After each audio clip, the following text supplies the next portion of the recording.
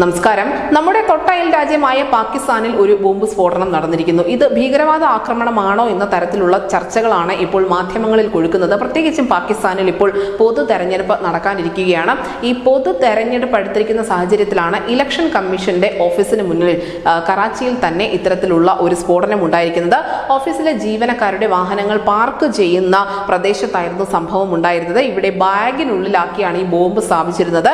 ശുചീകരണ തൊഴിലാളികൾ ഈ ബാഗ് എടുത്ത് തുറന്ന ഉടൻ തന്നെ ഇത് ബോംബാണെന്ന് മനസ്സിലാക്കി അത് ദൂരേക്ക് എറിയാൻ ശ്രമിച്ചു. പക്ഷെ അപ്പോഴേക്കും ബോംബ് പൊട്ടുകയായിരുന്നു. കമ്മീഷൻ ഓഫീസിനും പാസ്പോർട്ട് ഓഫീസിനും ഇടയിലാണ് സ്ഫോടനം ഉണ്ടായത്. വളരെ ഒരു രഹസ്യ സ്വഭാവമുള്ള അല്ലെങ്കിൽ വളരെയധികം സുരക്ഷ ഒരുക്കേണ്ട പ്രദേശത്ത് തന്നെയാണ് ഇത്തരത്തിലുള്ള ഒരു സ്ഫോടനം ഉണ്ടായത് എന്നത് ഈ സംഭവത്തിന്റെ ഗൗരവം കുറച്ച് വർദ്ധിപ്പിക്കുന്നുമുണ്ട്.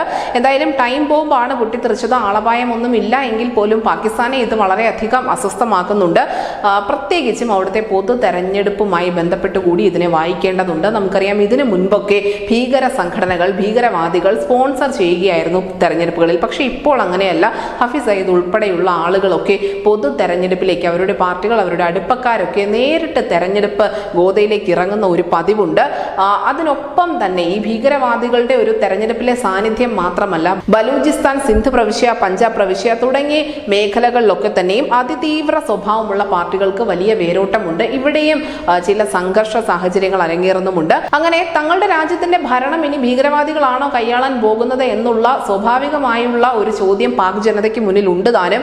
ഇതിന് തൊട്ട് മുൻപായി ഭീകരവാദികൾ അധികാരത്തിലെത്തിയ സിറിയ, ലിബിയ, അഫ്ഗാൻ തുടങ്ങിയ രാജ്യങ്ങളുടെ അവസ്ഥ അവിടുത്തെ ജനങ്ങൾക്ക് നന്നായി അറിയുകയും ചെയ്യാം. എന്തായാലും അട്ടിമറി ജനാധിപത്യത്തിന് പേരുകേട്ട പാകിസ്ഥാനിൽ പട്ടാള ഭരണം വരുമോ എന്ന് തന്നെയാണ് ജനങ്ങൾ ഒന്നടങ്കം ഉറ്റുനോക്കുന്നത്. സാധാരണയായി പട്ടാളം പറയുന്ന അല്ലെങ്കിൽ പട്ടാളം നിശ്ചയിക്കുന്ന ആളുകളാണ് പാകിസ്ഥാന്റെ ഭരണ തലപ്പത്തേക്കൊക്കെ എത്താറുള്ളത്. ഈ ഒരു സാഹചര്യവുമായി കൂടി ഇപ്പോൾ നടന്ന ഈ സ്ഫോടനത്തെ കൂട്ടി വായിക്കേണ്ടതുണ്ട്. കാരണം ഒരു രാജ്യം അതിന്റെ പൊതു തെരഞ്ഞെടുപ്പിലേക്ക് കടക്കുന്നതിനിടയിൽ നിരന്തരമായി ഭീകരവാദ ആക്രമണങ്ങൾ ഉണ്ടാകുന്നതിന് പിന്നിൽ തീർച്ചയായും ഒരു രഹസ്യ അജണ്ട ഉണ്ട് എന്ന് തന്നെ വേണം മനസ്സിലാക്കാൻ. News desk Malayalam.